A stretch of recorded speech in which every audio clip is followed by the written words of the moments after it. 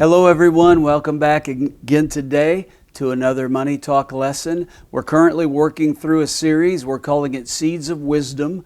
We're just talking about starter ideas, little seeds that can grow into large harvests, ideas and revelation, wisdom that you can bring in your life concerning the ideas of kingdom prosperity and finances. So Seeds of Wisdom, here's number 11. We're giving you this one today. This is an encouragement to always pay your vows.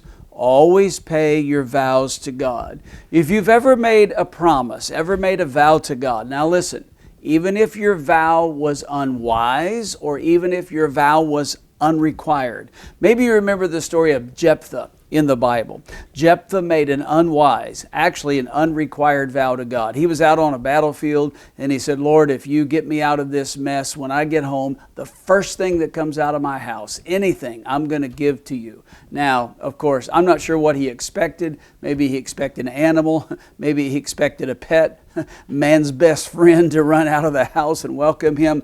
But lo and behold, his little daughter ran out of the house and welcomed him as he come back home. Well, he was in a mess because he had made that promise to God. But the scripture records that Jephthah fulfilled his vow to God.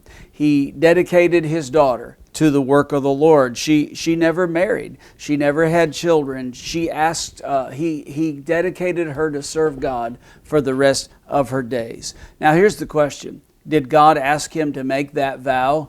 Of course not. Was it a wise vow? Of course not. But since he made that vow, God expected him to keep it. Have you ever made a rash vow to God? Have you ever said something unwise or something that wasn't required? I promise, Lord, if you get me out of this mess, I'll do such and so.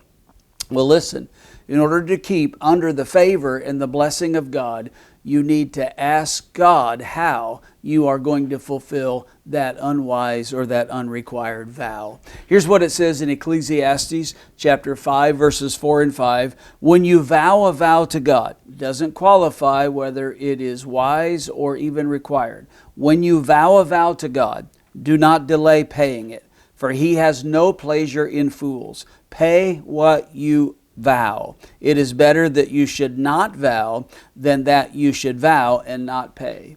In other words, if God doesn't require it, if it's not wise, it would have been better to not make that vow. But if you made the vow, if you made the promise to keep yourself under the favor and the prosperity of God, you need to fulfill your promises to God. Here's 3 quick statements to help you. Number 1, always honor your promises to the Lord. It is important that you honor your word to God. It's important you honor your word to other people, to your family, even to your business associates. Always honor your word. Number 2, God is a God of covenant.